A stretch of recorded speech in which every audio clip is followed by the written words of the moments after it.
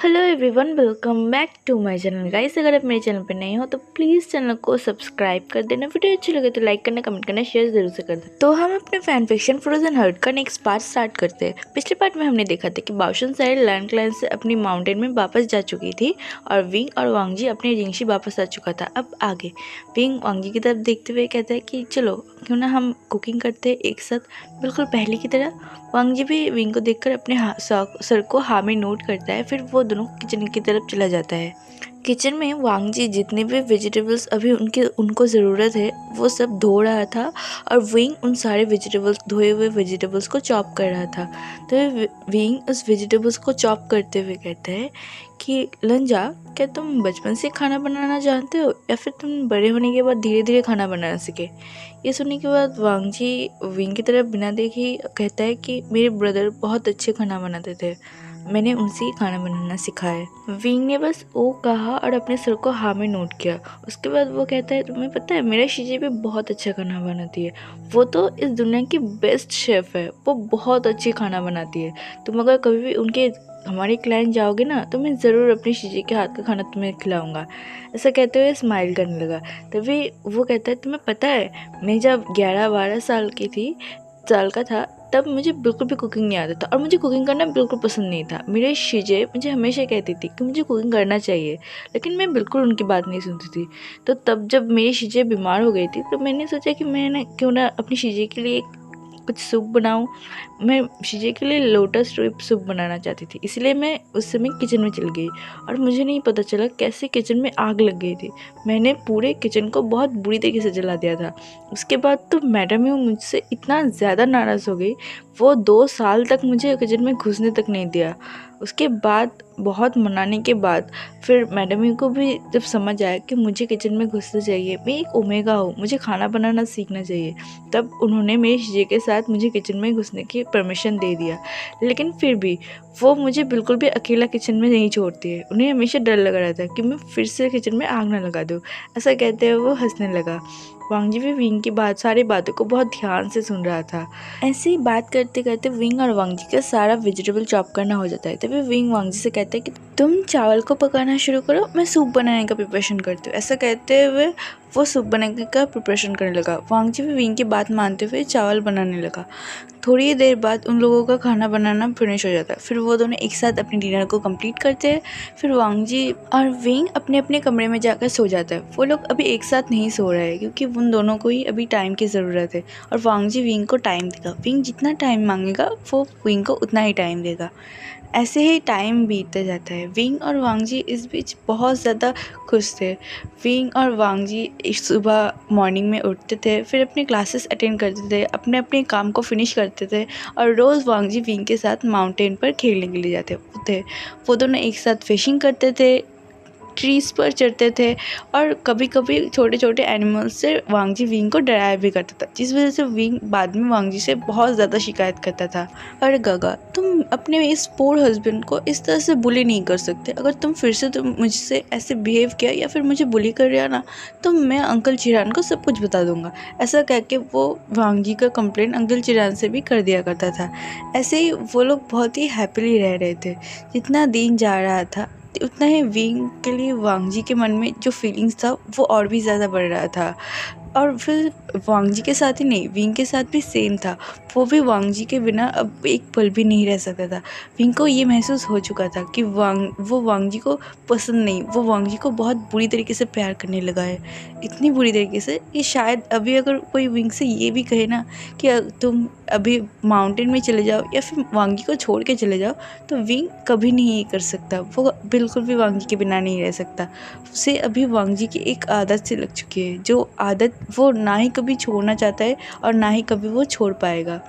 वेनरोहन को मौत का सजा दिया गया था और वेनरोहन के बच्चों को पूरे जीवन के लिए प्रिजनर बनाया गया था। वेनक्लैन बिल्कुल खाली पड़ा हुआ था। वेनक्लैन का कोई भी कुल प्रमुख नहीं था, इसलिए आसपास के जितने भी कुल प्रमुख थे वो सब मिलकर ये फैसला करते कि वेनिंग ही अगली कुल प्रमुख बनेगा वेनक्लैन का, और उसे वेनक्लैन का कुल प्रमुख बनाया दिया जाता है। ऐसे ही उन लोगों का बहुत ही क्यूटली और बहुत ही अच्छे से दिन बीत रहा था। विंग को लैंडक्लैन में रहते हुए अभी 1 महीना हो चुका था। इस 1 महीने में वो दोनों बहुत ज़्यादा क्लोज आ चुके चुके थे। अभी विंग वांग जी के साथ अपने रिलेशन को ठीक करना चाहता था, बिल्कुल नॉर्मल रिलेशन बनाना चाहता था जैसे नॉर्मल कपल के होते हैं। वो अभी वांग जी के साथ एक बेड को शेयर करना चाहता था और चाहता था कि वांग जी उससे प्यार करे। वो और एक स्टेप को आगे बढ़ाना चाहता था। ऐसा सोचते वो सोचता है कि आज वो वांग जी से बात करेगा रात में। ऐसे उनका पूरा दिन बीतता है। आज वांग जी को जिंगशी में आने में थोड़ा सा देर हो जाता है। वो जब जिंगशी में आता है तो जिंगशी का माहौल थोड़ा सा अलग था। आज जिंगशी में नॉर्मल कैंडल नहीं जल रहे थे, रेड कैंडल चल रहे थे जिसका चमक पूरे जिंगशी में फैला हुआ था। वांग जी को अपनी जिंगशी को देखकर थोड़ा बहुत अपनी वेडिंग नाइट के दिन का याद आ रहा था। उनकी वेडिंग नाइट में भी थोड़ा बहुत ऐसे ही सजाया गया था लेकिन उसमें तो जो चीज़ अलग था, एक कि उनका बेडशीट अभी भी वाइट है, वेडिंग नाइट पे उनका बेडशीट रेड था, और दूसरा कि वेडिंग नाइट के दिन उनके पूरे जिंगशी में कोई भी रेड कलर का कपड़ा नहीं था। वैसे तो जिंगशी नॉर्मली लग रहा था लेकिन जिंगशी में लगा हुआ वो रेड कैंडल और जिंगशी के अंदर से आता हुआ वो सैंडलवुड और लोटस का फ्रेगनेंस वांग जी को थोड़ा सा अलग फील करवा रहा था, थोड़ा सा अजीब फील करवा रहा था। वो धीरे धीरे अंदर जाता है तो वो देखता है कि विंग उस डाइनिंग टेबल पर बैठा हुआ है और उसका कपड़ा बहुत ही ज़्यादा अलग था। वो एक रेड कलर के कपड़े में था जो काफ़ी ज़्यादा रिवीलिंग और सेडिक्टिव था। वांग जी बस अपनी बड़ी बड़ी आंखों से विंग की तरफ ही देख रहा था। विंग एक सेडिक्टिव पोज में वहाँ पे बैठा हुआ था और वह वांग जी की तरफ ही देखकर एक टीजिंग स्माइल कर रहा था। वांग जी भी विंग की तरफ ही देख रहा था। उसे समझ नहीं आ रहा था कि अचानक से विंग को क्या हुआ, वो ऐसे क्यों बैठा हुआ है। वांग जी अपने विजन को टेबल पे रखता है और विंग के पास जाके बैठ जाता है। वो विंग की तरफ अपनी नज़रें नहीं उठा पा रहा था क्योंकि उसके कान पूरी तरीके से रेड हो चुके थे। उस विंग को इस हालत में देखकर उसके दिमाग में बहुत ही अजीब अजीब थॉट्स आ रहे हैं, बहुत ही डर्टी थॉट्स, जो शायद अभी उसके लिए ठीक और विंग के लिए दोनों के लिए ठीक नहीं होगा।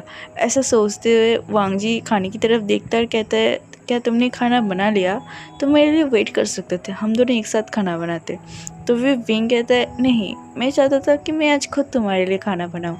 वो एक प्यारी से स्माइल करता है, फिर वांग जी को खाना सर्व करने के बाद उस चॉपस्टिक को वांग जी के हाथ में देते हुए कहता है, लो खाने को खाओ। विंग वांग जी की तरफ ही देख रहा था और एक प्यारी से स्माइल कर रहा था। वांग जी को बहुत ज़्यादा अजीब लग रहा था। वांग जी को विंग को देखकर बहुत ही अजीब फील हो रहा था, उसे बहुत ज़्यादा अराउज फील हो रहा था, लेकिन वो अपने सारे डिज़ायर को कंट्रोल करता है और उस खाने पर फोकस करने लगता है। वो धीरे धीरे खाने को खाने लगता है। तभी वांग जी भी विंग से कहता है कि वो भी खाना शुरू कर दे। विंग भी अपने लिए खाने को सर्व करता है और वो भी खाने लगता है। उन लोगों का डिनर कब फिनिश ही होता है कि विंग वांग जी के हाथ को पकड़ता है और उसे बेड की तरफ ले जाने लगता है। वांग जी पहले तो कंफ्यूज था कि विंग क्या कर रहा है ये देखकर, लेकिन जब उसे महसूस होता है कि विंग उसे अपने बेड पर ले जा रहा है तब वांग जी विंग को रोकते हुए कहते हैं कि मुझे लगता है मुझे अपने रूम में जाना चाहिए। तो विंग वांग जी को रोकते हुए कहता है कि नहीं, हम आज एक साथ सोएंगे एक ही बेड पर। वांग जी थोड़ा सा शॉक होता है क्योंकि वो अभी विंग के साथ नहीं सो सकता। अगर वो विंग के साथ सोने के लिए उसके बेड पर चला गया तो शायद वो अपने डिज़ायर को कंट्रोल नहीं कर सकता। इसीलिए वो फिर से विंग को समझाते हुए कहता है कि नहीं, मुझे लगता है मुझे अपने बेड पर जाना चाहिए, नहीं तो शायद कुछ गलत हो जाएगा। ऐसा कहते हुए वो जाने की कोशिश कर रहा था बार बार, लेकिन विंग उसे रोकते हुए उसे बेड पर बिठाता है और कहता है, मैं चाहती हूँ कि तुम कुछ गलत कर दो, इसलिए तो मैं तुम्हें अपने बेड पर लाया हूँ। ऐसा कहते हुए वो एक सेडिक्टिवली स्माइल करता है, वांग जी की तरफ देखने लगता है। वांग जी कन्फ्यूजिंगली विंग की तरफ ही देख रहा था। तभी विंग वांग जी के हाथ को पकड़ता है और कहता है, लंजा, मैं हम दोनों के रिलेशन को फिर से सीख करना चाहती हूँ। हम दोनों एक नॉर्मल कपल की तरह क्यों नहीं रह सकते? मैं इस समय में बहुत अच्छे से महसूस कर पा रहा हूँ कि मैं तुम्हें सिर्फ पसंद ही नहीं, तुमसे बहुत प्यार करता हूँ, बहुत ज़्यादा, और मैं पूरी ज़िंदगी तुम्हारे साथ रहना चाहती हूँ। मैं तुम्हारे साथ अपने बच्चे करना चाहती हूँ। मैं चाहती हूँ कि तुम हमेशा मुझे प्यार करो। प्लीज़ लंजा, प्लीज़ मुझे प्यार करो। मैं चाहती हूँ तुम मेरे साथ सो, हर दिन तुम मेरे साथ जागो, मैं तुम्हारे बाहों में जागना चाहती हूँ। ऐसा कहते हुए वो वांग जी के और करीब आता है और वांग जी के चेहरे को अपने हाथ में पकड़ लेता है। फिर वांग जी की नोज़ पर धीरे से किस करता है और कहता है, मैं तुमसे बहुत प्यार करती हूँ, आई लव यू लंजा। फिर वो वांग जी के दोनों गालों पर किस करता है और कहता है, मैं तुम्हारे साथ हमेशा रहना चाहती हूँ, प्लीज़ प्लीज़ मुझे प्यार करो। फिर वो वांग जी के होठों के करीब जाता है और फिर वांग जी को बहुत ही पैशनेटली किस करने लगता है। विंग की ऐसे सडन कन्फेशन से वांग जी थोड़ा सा शॉक था, लेकिन वो खुश भी था। वो भी विंग की वेस्ट को बहुत ही टाइटली पकड़ लेता है और विंग को बहुत ही पैशनेटली किस करने लगता है। वो दोनों बहुत ही पैशनेटली किस कर रहा था। तभी वांग जी धीरे धीरे विंग को अपने नीचे लेटाता है और धीरे से उसके ऊपर आता है।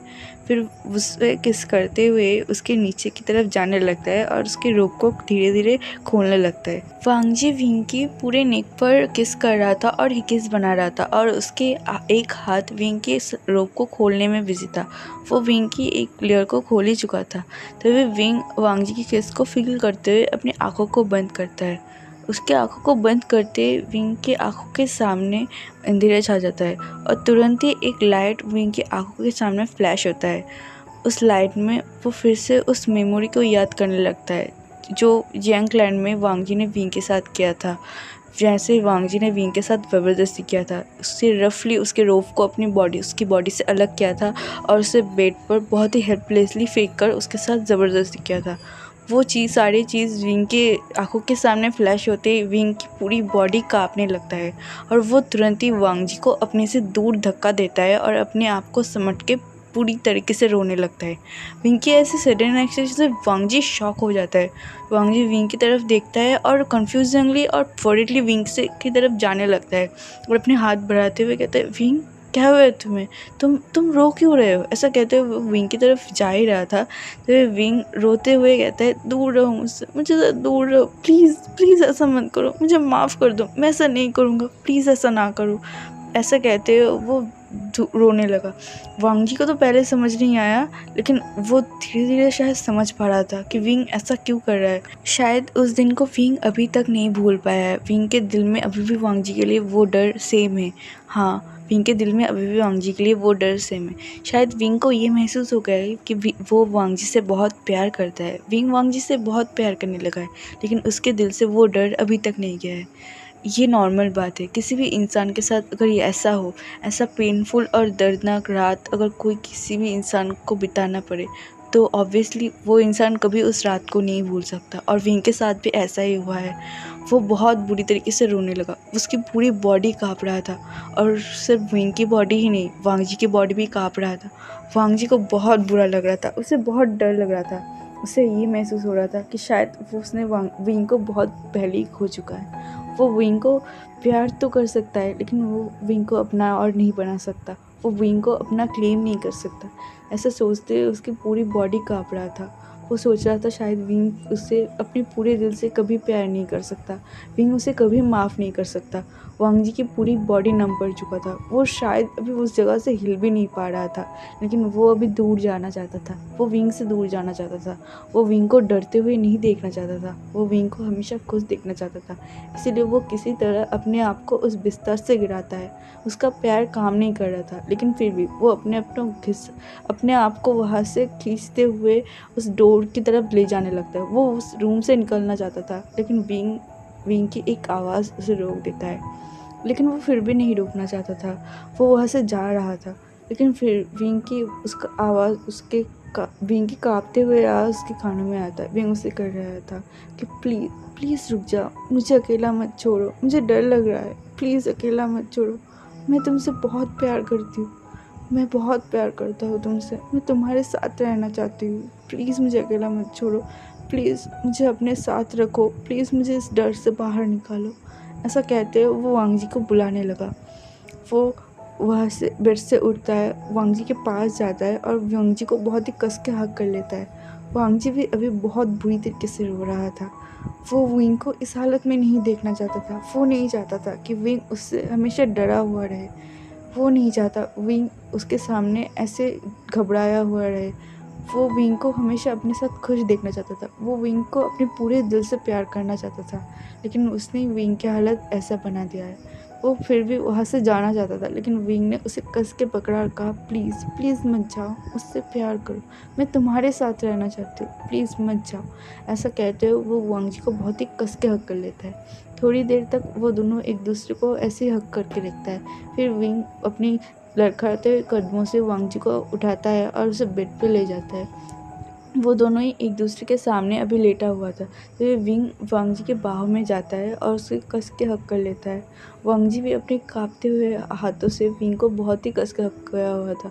वो महसूस कर पा रहा था विंग का उस तेज़ धड़कन को और विंग की थोड़ी बहुत कांपते हुए बॉडी को। वांग जी को बहुत बुरा लग रहा था। तो फिर विंग अपने सर को उठाता है और वांग जी के लिप्स पर किस करने लगता है। उसके होंठ भी अभी बहुत बुरी तरीके से काँप रहा था, लेकिन विंग कहता है, प्लीज़ प्लीज़ मुझसे प्यार करो, मुझसे दूर मत जाओ। मैं चाहती हूँ तुम मुझसे प्यार करो। मैं अपने डर को मारना चाहती हूँ। मैं तुमसे डरा हुआ नहीं रहना चाहती हूँ। मैं सच में तुमसे प्यार करती हूँ। मैं सच में तुमसे प्यार करती हूँ। ऐसा कहते हुए वो वांग जी को फिर से किस करने लगा। उसकी बॉडी तो काँप रहा था। उसकी बॉडी शायद ऐसा रिएक्ट कर रहा था, लेकिन उसका दिल वांग जी से डर नहीं रहा था। वो चाहता था कि वांग जी उससे टच करे। उसे वांग जी पर पूरा भरोसा है। ऐसा सोचते हुए वो वांग जी को टच करने लगा, उस वांग जी के रोब को खोलने लगा। वांग जी शायद 1-2 बार विंग को कह रहा था कि नहीं विंग, ऐसा करना ठीक नहीं होगा, तुम्हारे लिए ये ठीक नहीं होगा, मैं कुछ गलत कर दूंगा, तुम्हें बुरा लग जाएगा, तो मैं तुम्हें हर्ट कर दूंगा। लेकिन विंग कुछ नहीं सुन रहा था। वो वांग जी को अनड्रेस कर रहा था, उसके पूरे नेक पर किस कर रहा था, उसकी बॉडी पर किस कर रहा था। विंग की पूरी बॉडी अभी काँप रहा था, लेकिन फिर भी वो अभी वांग जी को चाहता था। वो अभी वांग जी को अपने साथ चाहता था। इसीलिए वो वांग जी की पूरी बॉडी पर किस कर रहा था और उससे बार बार कह रहा था कि प्लीज़ प्लीज़ वो उसे टच करे, वो उससे प्यार करे, वो उस विंग के दिल में जितना भी डर है सब कुछ भगा दे। वांग जी भी अपनी गहरे से सांस को भरता है। फिर वो विंग को नीचे लेटाता है। फिर वो धीरे धीरे विंग को प्यार करने लगता है। विंग की पूरी बॉडी काँप तो रहा था, लेकिन वांग जी ने विंग को बहुत ही कस के हक किया हुआ था, जिससे विंग की पूरी बॉडी धीरे धीरे शांत होने लगा था। विंग खुद को रिलैक्स करने लगा था। विंग खुद को रिलैक्स करने की ट्राई कर रहा था। वांग जी भी अपनी उस कांपते हाथों से विंग की पूरी बॉडी को एक्सप्लोर कर रहा था और विंग को बहुत प्यार कर रहा था। वो आज की रात विंग को बहुत प्यार करना चाहता था। धीरे धीरे वो विंग के सारे रोप्स को खोल देता है और उसे बहुत ही जेंटली हैंडल करने लगता है। ऐसे ही वो लोग बहुत ही ब्यूटीफुल मोमेंट बिताता है, जहाँ पे कोई भी एक एग्रेसिवनेस नहीं था, कोई भी फोर्स नहीं था। एक ब्यूटीफुल जेंटल था। बहुत ही ब्यूटीफुल था उन दोनों के लिए ये सब विंग और वांग जी अपने दोनों ही अपने लिए एक मेमोरेबल सीन बनाना चाहता था। वो अपनी सारे उस दर्दनाक दिनों को भूलना चाहता था और एक बहुत ही स्वीट और मेमोरेबल चीज़ें याद करने लगता था। ऐसे ही एक बहुत ही ब्यूटीफुल नाइट बिताने के बाद सुबह जब विंग की आँख खुलता है तो वो वांग जी के बाहों में था। वो अपनी आँखों को खोलते ही वांग जी की तरफ देखता है। वांग जी भी जाग चुका था और वो तब से विंग को ही देखे जा रहा था। विंग वांग जी की तरफ देखकर एक बहुत ही ब्यूटीफुली स्माइल करता है। वांग जी भी विंग को देखकर एक स्वीट सा स्माइल करता है और विंग के फोrehead पर किस करता है। तो फिर विंग वांग जी के फेस पर अपने हाथ को रखता है और कहता है कि मैं तुमसे बहुत प्यार करता हूँ। मैं तुमसे कभी डरना नहीं चाहता। तुम मेरे फर्स्ट लव हो और तुम मेरे लास्ट लव रहोगे। ऐसा कहते हुए वो वांग जी को किस करने लगा। वांग जी भी विंग को किस करता है। फिर वो दोनों एक दूसरे को गुड मॉर्निंग विश करता है। ऐसे उन लोगों का बहुत ही ब्यूटीफुल लाइफ चलने लगता है, जिस लाइफ में अभी कोई पेन नहीं था, कोई भी एग्रेसिवनेस नहीं था, कोई भी बुरा चीज़ नहीं था जो उन दोनों को अलग कर सके। अभी वो दोनों बहुत ही ब्यूटीफुली अपनी लाइफ को एंजॉय कर रहे थे और अपनी लाइफ को स्पेंड कर रहे थे ओल्ड होने तक। तो चलिए एवरीवन, मैं अपने इस फैन फिक्शन को यही रोकती हूँ। आई होप आप इस फैन फिक्शन को एंजॉय किया होगा। अगर आप इस फैन फिक्शन को एंजॉय किया तो प्लीज़ लाइक करना और कमेंट के थ्रू मुझे ज़रूर बताना कि आपको ये फैन फिक्शन कैसा लगा। और आप ये भी बताना कि मैं नेक्स्ट फैन फिक्शन क्या लाऊँ। और मैं और एक बात बताना चाहती हूँ कि मैं किसी भी डोमेस्टिक वायलेंस को या फिर किसी भी रेप को मैं किसी भी तरह से सपोर्ट नहीं कर रही हूँ। मैं मिसबिहेव को बिल्कुल सपोर्ट नहीं करती हूँ। लेकिन यहाँ पे वांग जी का जो सिचुएशन था वो भी आप लोगों को समझना होगा। वांग जी ने जो कुछ भी किया है वो अपनी सही मेंटल स्टेटमेंट नहीं किया है। वो विंग के साथ वो सब नहीं करना चाहता था। उसके साथ भी वो विंग के साथ जो कुछ भी किया है वो उसके लिए भी एक टॉर्चर ही था और वो इस सब से जूझ रहा था। विंग जितना पेन सहा वांग जी भी उतना ही पेन सहा है। तो प्लीज़ आप इस फैन फिक्शन को गलत वे में मत लेना और प्लीज़ बस इसको फैन फिक्शन की तरफ लेना और इस फैन फिक्शन को एंजॉय करना, ठीक है। तो मिलते हैं नेक्स्ट फैन फिक्शन में और प्लीज़ आप लोग मुझे सजेशन देना मत भूलना कि मुझे नेक्स्ट फैन फिक्शन कैसा लेना चाहिए। मिलते हैं नेक्स्ट फैन फिक्शन में, तब तक के लिए बाय बाय।